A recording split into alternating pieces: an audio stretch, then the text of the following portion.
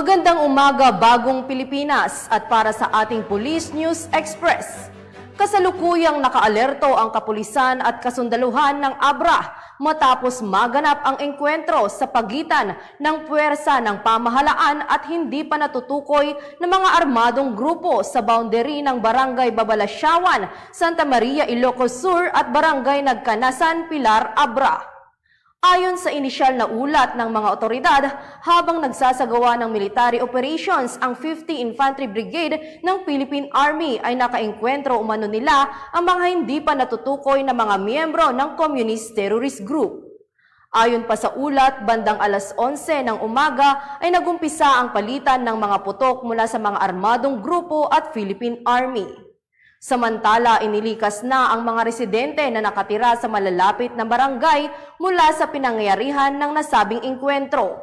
Habang nakaalerto ngayon ang buong probinsya kasama ang local government unit upang tiyakin ang kaligtasan ng mga mamamayan sa lugar. Para sa iba pang napapanahon at balitang pampulisya, lagi po tayong tumutok sa Police News Network.